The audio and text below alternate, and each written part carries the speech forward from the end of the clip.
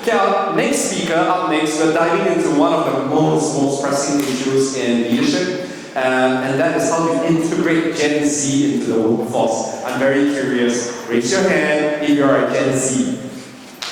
Okay, wow, we have one. Okay, two. This is going to be a very sensitive topic. Maybe I take the two of you out of the room and we have a cup of coffee because we're going to be talking about you guys. Alright, anyway, our speaker is Dr. Maria Prasanthi. She's a global expert in leadership innovation with a PhD in the field and deep focus on intergenerational dynamics. Just last night, we got news that she was voted and featured as one of the top 50 thought leaders for acquisition and mergers right around the world, which is really cool. She's the author of 2 books on servant leadership in Asia. She's worked with top organizations worldwide to align performance with business success. So if you feel the pressure of having to manage the generation gaps, which is causing a lot of stress for us as leaders, she's the person for you. So ladies and gentlemen, a big round of applause. Please welcome Dr. Maria Prasanthi. Hello, good afternoon. Afternoon. Good afternoon. Yeah, that's so lovely. It's really a cozy group. I'm so fortunate to be here. Thank you, Eric, and everybody for having me here. I'm going to begin with an activity, and I'd like you to all participate. Oh my God, somebody just told me. So I'm going to read out 4 sentences, just 4 sentences. I'd like you to guess what each sentence means in terms of generation. So there's only 4 generations that I put in here because there's more. We have a choice of Boomer, Gen X, Gen Y is millennials, by the way, and then you've got Gen Z. So I'm going to read out the sentence. The first one, I'll figure it out on my own. What generation is that? Shout it. Boomer? Gen X? Which one? Louder. Gen X. So it's Gen X. Yeah, that's Gen X. Very good. Who said Gen X, please? Fantastic, fantastic. Okay. You too, Richard. Richard as well. Okay, the next one.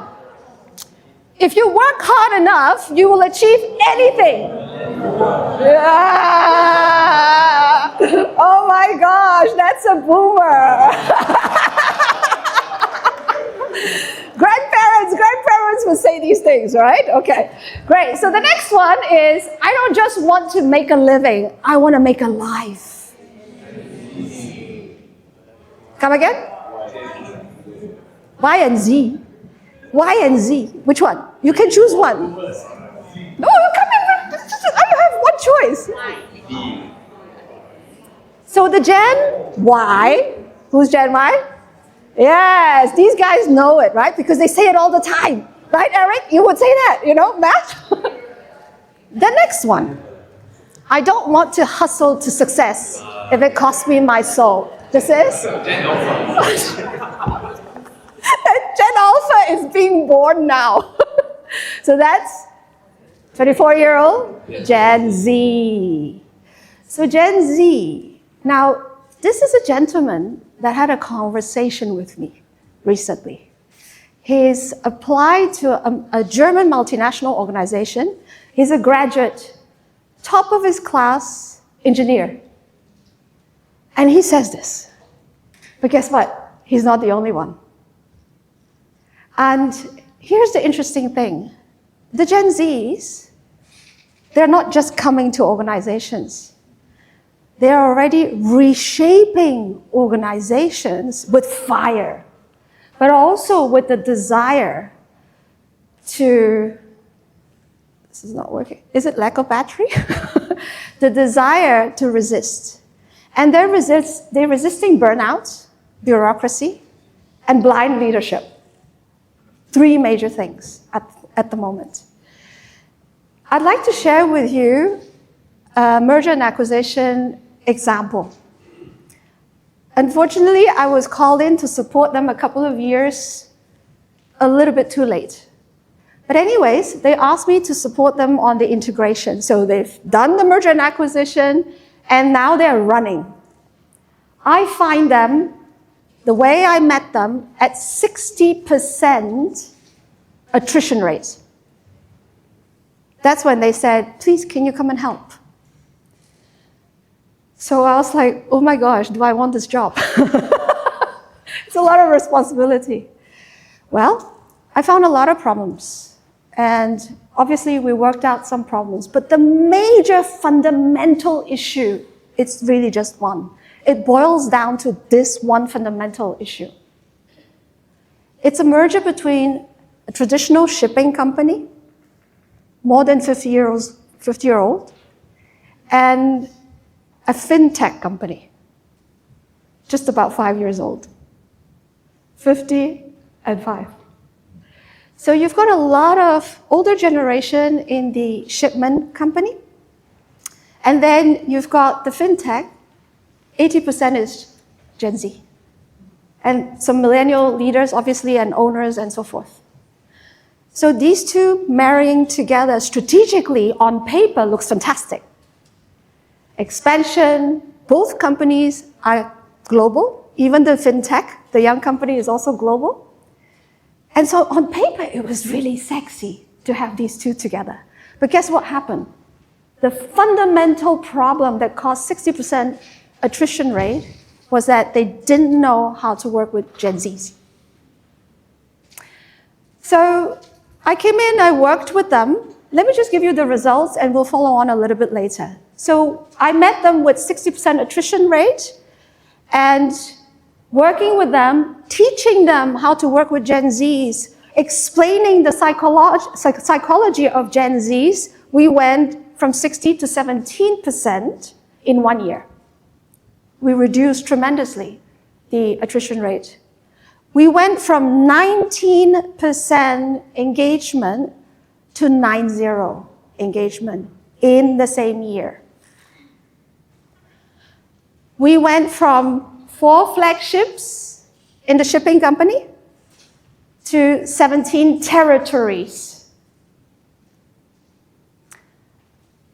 So this is what's happening. The 3 major breakdowns are actually caused by leadership. The first one, it's all about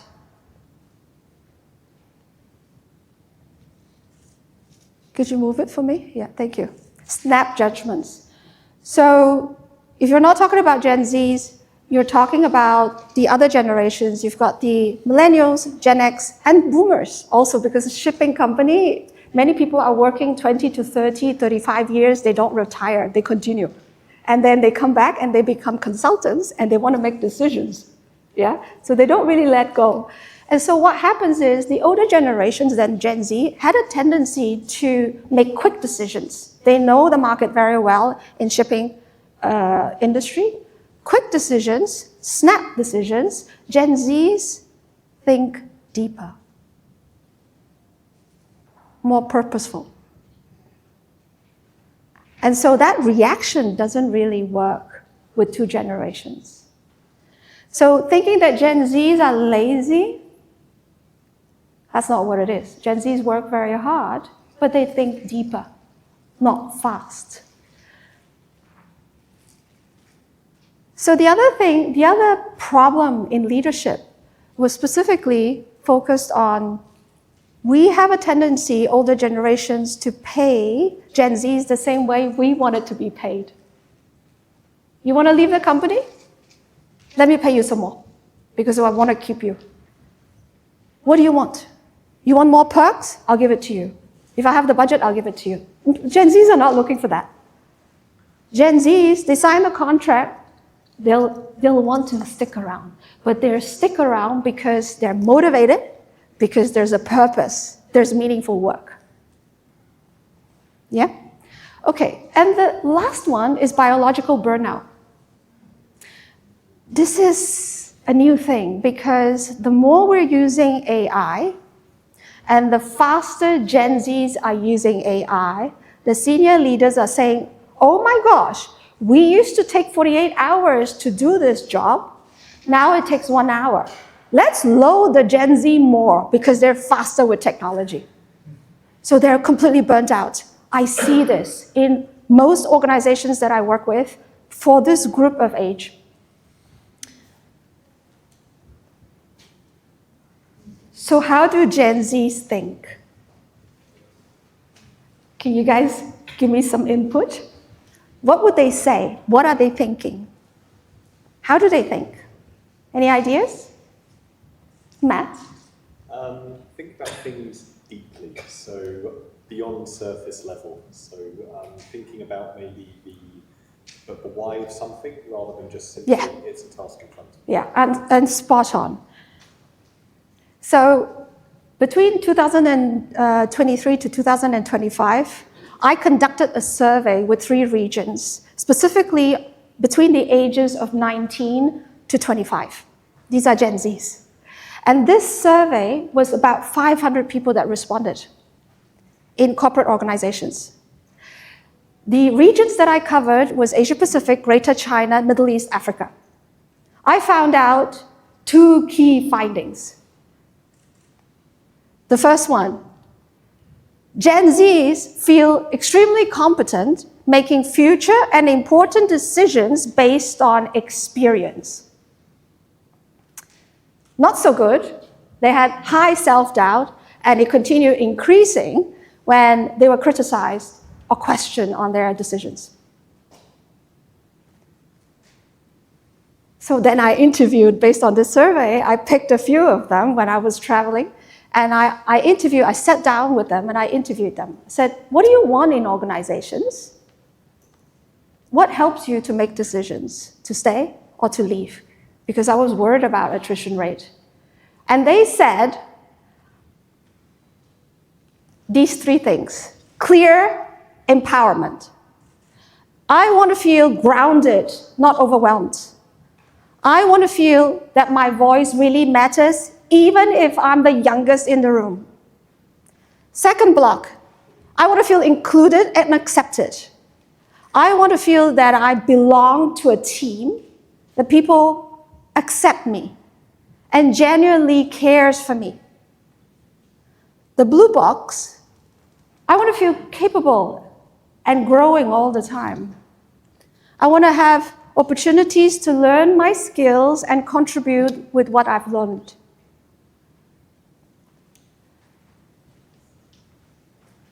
So going deep diving in understanding the Gen Zs, there are actually 3 stages of Gen Zs, right? Because there's 3 ages. And the older Gen Z is probably around 28, 29 right now. So 2025 onwards, it's really the Gen As. But the Gen As are coming. So if we don't even know how to work with Gen Zs, good luck to all of us. Yeah? So what happens is they're asking 3 key psychological basic questions. Number 1, what choices do I have? What choices do I have? And we're talking about autonomy. It's a basic psychological need. We're also talking about how can I belong to a group or a team? And that's how do I build relationships? The last one, basic psychological need, how can I learn more so that I can contribute? And that's competence. So I'd like to really step back a little bit and challenge the Maslow's hierarchy, because the traditional Maslow's hierarchy is a pyramid. And traditionally, we're really taking care of the bottom of it first, which is biological needs and physiological needs, right? But if you're talking about the research that I just did in more sophisticated and developed Asian countries, we're not talking about a pyramid. We're talking about upstairs, the psychological needs. And that upstairs is really connection, it's self-identity, and it's purpose. Now, this is very telling, because this is already giving you the psychology of how to maneuver around Gen Zs. So what I'm proposing is, instead of going back to Maslow's, in our geography, I'm proposing that this is probably a spiral of network of needs rather than a pyramid. And that set of needs, it's in parallel and constant requirement. Same level of importance, which is self-esteem, belonging and connection, and self-actualization, because they are so mature. If any of you have kids, and you have Gen Zs working with you, they are so mature when they speak.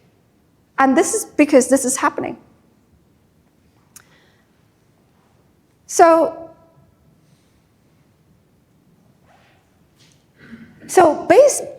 back to the research of 500 people that I did in terms of the survey and interviews, the 3 regions. When you work with Gen Zs and based on that survey, what I've been able to notice is that there's a flow of decision making with Gen Zs. Because remember, the survey is all about how do we work with Gen Z so that we can create the next generation of good companies and leaders. And so that people actually don't leave, right? So the flow, I call it Gen Z trust flow in qubit, or the power of 3. How do they make decisions? They go from watching to walking away. Silently. If you're a Gen Z, you know what I'm talking about. So what are they doing? They're observing how you lead. They're evaluating if they're safe partnering with you as their leader. And they're evaluating, can I grow?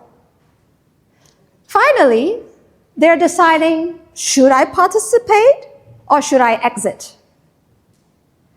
Am I being seen, recognized, and should I stay? Silently. You won't know. I'd like to introduce you to Sarah. Sarah, she comes from the fintech company that I just talked to. She's about 26 years old when I worked with that merger. I'm picking Sarah because she is one of those that work with me very, very closely, personally, and I worked with her leader as well, but also across board. So Sarah went from fintech, merged into the shipping company. She's used to, in the fintech business, making decisions with sneakers, and smart bars. Now she's going to the shipping company because they've been absorbed, and she's working with hierarchy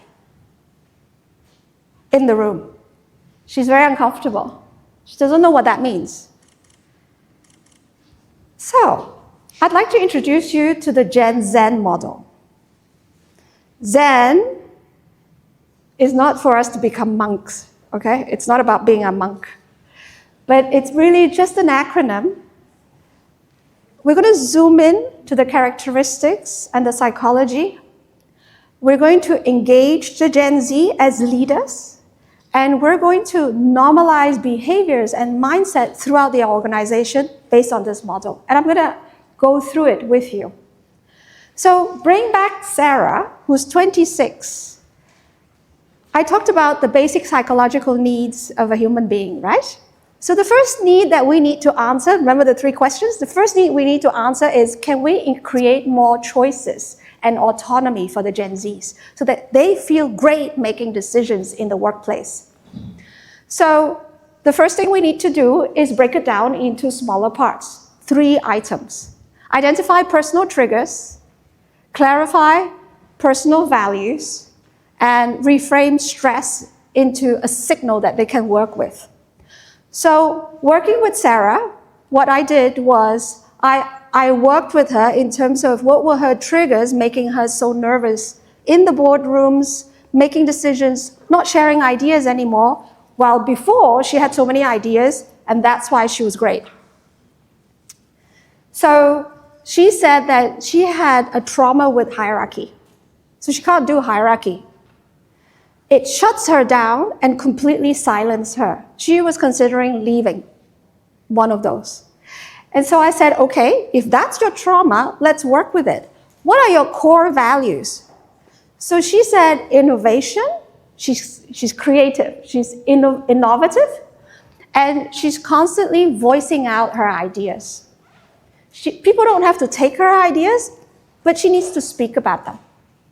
But she felt shut down. Now you can imagine what it is to feel shut down. The third thing is, in a coaching one-on-one situation with her, we worked on if these are what make you scared, which is hierarchy, is traumatizing to you, then we've got to have to reframe the entire perspective of what that is and move it away. So we worked on that. We flipped the trauma into something that she could work on. She chose, because this is autonomy, she chose to journal. Pause, journal, reflect, and substitute it with something else, instead of seeing it as trauma. But it was her choice. But that's not enough. The second psychological need is answering the question of, how can I belong in this workplace? This basically means I had to work with a leader. So I worked with a leader, and it's important for us to make sure that the leader shows vulnerability to the Gen Zs. We also need to bridge power distance. A leader has hierarchy. It's scary for them. And the other one is to recognize everything else except not just the output. So it's not about perfection. So working with the leader in the boardroom, what was really important in the meeting with the Gen Zs and other generations was that the key leader would show vulnerability. So that particular leader basically said what was her biggest mistake at the beginning of the merger.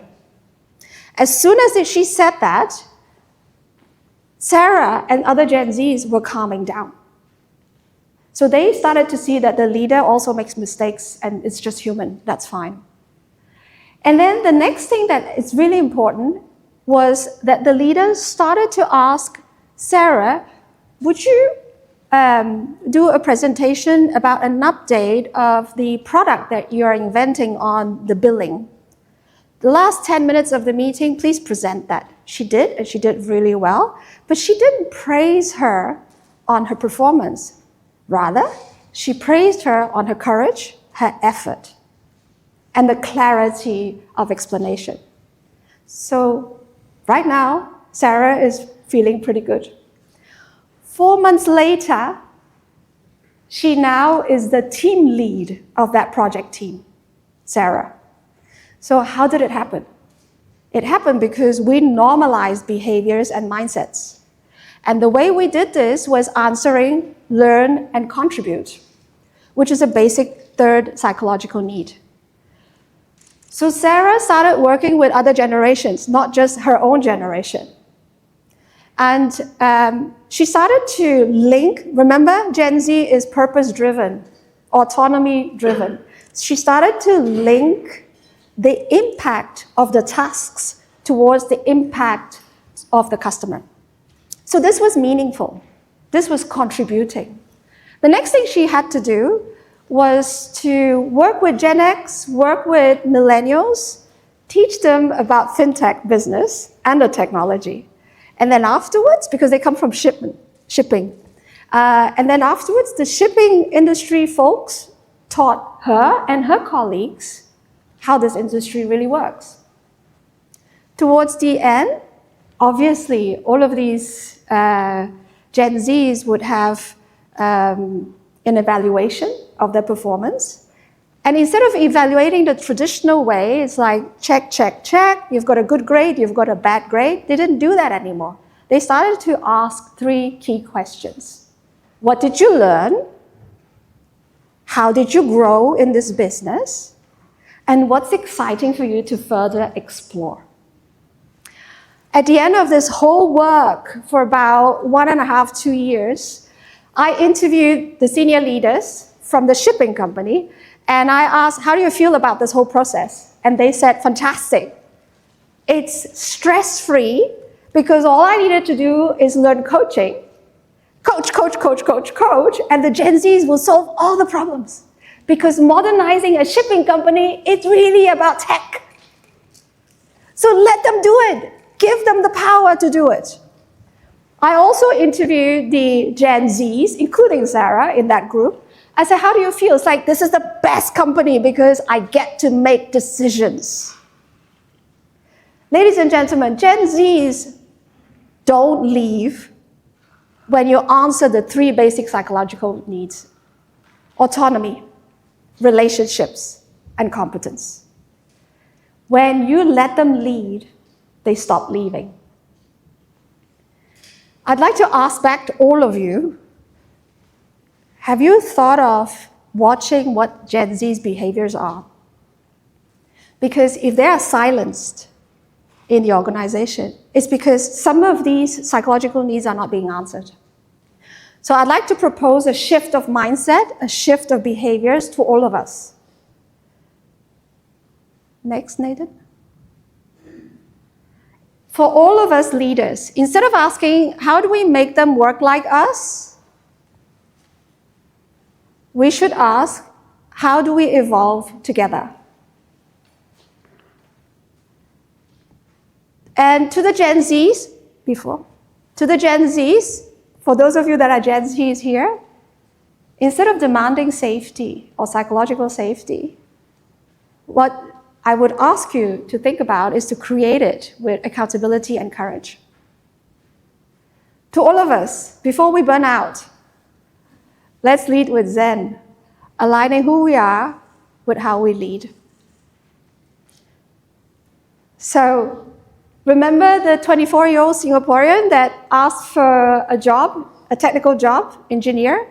So he didn't finish the conversation. This is what he ends with. He said, Maria, I really want this job. I want it. I'm all in. I just need a leader who is human, not just a boss. Someone who leads with a heart, but not deadlines. Ladies and gentlemen, Gen Zs don't need ping pong tables in the workplace. They don't need that stuff. They just need a bit of peace, a bit of purpose, and from time to time, a leader that asks them, how are you? And waits for the answer. Thank you very much. Thank you so much.